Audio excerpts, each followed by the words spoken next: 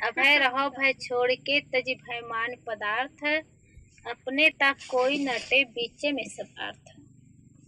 सदगुरु विशाल देव ने कहा है, जितने भय देने वाला पदार्थ है उसको त्याग करके अभय हो जाओ, क्योंकि अभय जीवन ही शांति का जीवन होता है, सुखमय जीवन होता है। बीचे में सब मिलने वाली चीज है और बीचे में सब चीजें छूट जाती हैं। इसलिए जो भय देने वाली चीज है उसका मोह अपने मन से हटाए। सबसे ज्यादा आदमी को जिससे हमारी हानि ना हो उसका दुख होता है। धन हानि, मान हानि, जन हानि, और इसी में हर समय मन में भय बना रहता है। हमारे धन की हानि ना हो, परिवार वालों की हानि ना हो, सम्मान की हानि ना हो, और यही भय लोगों को शांति से जीवन जीने नहीं देता। शांति का जीवन नहीं रह जाता है, इसलिए अभय का जीवन जिए। जैसे काम एक विकार है, क्रोध एक विकार है, लोभ एक विकार है, मोह एक विकार है, वैसे भय भी एक विकार है। जैसे काममय आदमी शांति से जीवन नहीं जी सकता, क्रोधमय आदमी शांति का जीवन नहीं पा सकता, लोभी और मोही आदमी शांत में जीवन नहीं बना सकता, वैसे भय का जीवन जीने वाला व्यक्ति भी शांति में जीवन नहीं बना सकता। लेकिन जिनके जीवन में अभय होता है, जो भय से रहित होता है, वो जीवन शांतिमय भी होता है, सुखमय भी होता है, और सबसे ज्यादा भय आदमी को अपने मौत का होता है, मृत्यु का होता है। लेकिन ज्ञान हो जाए, विवेक हो जाए, विचार हो जाए तो समझ में आता है कि शरीर क्या है, एक जड़ कणों का संयोग है। कुछ समय के लिए मिला है और कुछ समय के बाद ये मिट्टी, पानी, आग, हवा से बना हुआ शरीर उसी में लीन हो जाएगा। जब महात्मा सुकरात को जहर पिलाया गया तो उनके मित्र उनसे मिलने आया, और मित्र मिलने आया तो मित्रों ने रोया, आंसू बहाया और कहा कि आप निर्दोष मारे जा रहे हैं। महात्मा सुकरात ने कहा, देखो मैं शांत बैठा हूँ, मुझे कोई दुख नहीं, मुझे कोई तकलीफ नहीं, आप मेरे लिए परेशान क्यों होते हो? कहा इसलिए क्योंकि आप निर्दोष मारे जा रहे हैं। महात्मा सुकरात ने कहा, तो क्या आपके मित्र दोषी होकर के मारे जाए? आप लोग यही चाहते हैं? निर्दोष होकर के मरना अच्छा है, लेकिन दोषी होकर के मरना अच्छा नहीं है। मैं जो शरीर मिट्टी, पानी, आग, हवा से बना है वो तो एक दिन विलीन होगा ही, उसमें मिलेगा ही, लेकिन जो हमारी आत्मा है वो मरता नहीं है, वो तो अजर है, अमर है, और मुझे इसका भय भी नहीं है। उन्होंने कहा, अभय में जीवन जीने वाले व्यक्ति के पास शक्ति होती है, बल होता है, साहस होता है, और मुझे इसका भय नहीं। हम देखते भी हैं, एक हाथी निर्भय होकर के चलता है, उसको किसी से कोई डर नहीं। शेर जब चलता है, शेर कितना खूंखार होता है, वो शेर चलता है लेकिन पीछे देख देख करके चलता है, क्योंकि वो क्रूर है, और वो चलता तो उनके अंदर डर बना रहता है कि कहीं कोई शिकार करने तो मुझे नहीं आ रहा है, कहीं कोई शिकारी तो नहीं आ रहा है। लेकिन हाथी जब चलता तो अपनी मस्तानगी में चलता है, वो किसी से डरता नहीं है।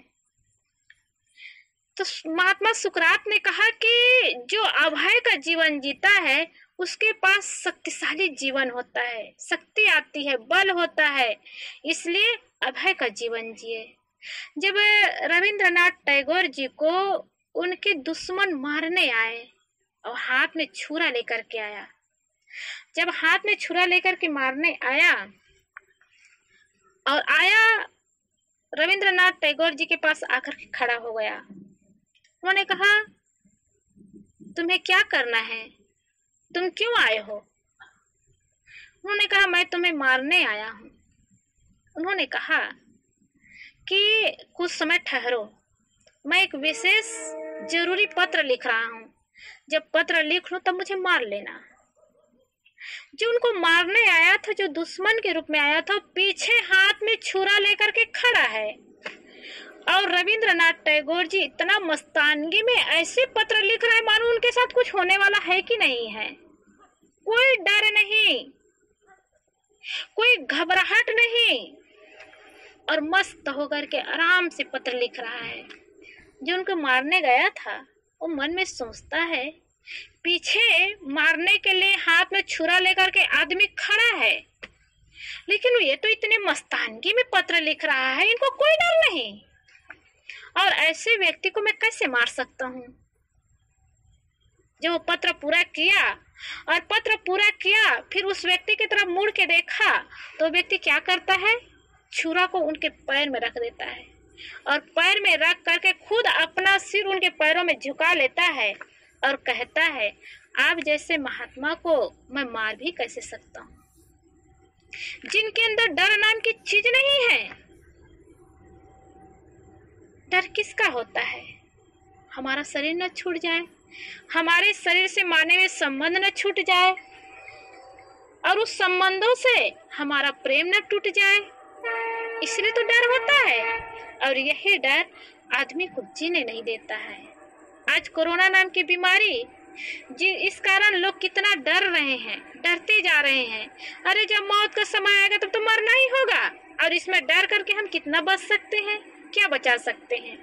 इससे जिस समय मौत आए उस समय तो आएगी ही, उसके पहले हम निर्भीकता का जीवन जिए। हाँ, डर जरूर करिए, लेकिन किससे करें, किसी से, हमारे तन से, हमारे मन से, हमारी वाणी से किसी को दुख ना हो, किसी को कष्ट ना हो, हमसे किसी को तकलीफ ना मिले, और इस शरीर के रहते इस जीवन से कहीं पाप ना हो जाए, इसके लिए डर करें। क्योंकि कहते हैं ना, डरते रहो यह जिंदगी बेकार ना हो जाए, सपने में किसी जीव का अपकार ना हो जाए।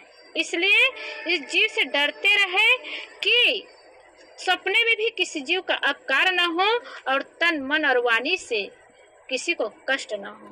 इसलिए जो शक्तिशाली मनुष्य होता है, जो अभय का जीवन जीने वाला होता है, उसके अंदर आत्मिक शक्ति विकसित होती है, और जब आत्मिक शक्ति विकसित होती है तो वही आदमी कुछ काम करने के लिए, जीवन में कुछ करने के लिए वो आगे कदम बढ़ाता है। और ऐसे ही व्यक्ति में बड़े बड़े महापुरुषों का नाम आता है, जिन्होंने अपने जीवन को महान बनाया, अपने जीवन को सुंदर बनाया और आने वाले लोगों के लिए एक आदर्शमय जीवन दिया। इसलिए बड़े बड़े महापुरुषों का, वीरों का, वीरांगनाओं का जीवन हमारे लिए एक आदर्श है कि हम निर्भीकता का जीवन जिए, जिससे हमारी आत्मिक शक्ति कमजोर हो, आत्मिक शक्ति मजबूत न बन पाए, जिससे हमारे जीवन में दुख ना हो, तकलीफ ना हो, हमारे जीवन से पाप ना हो।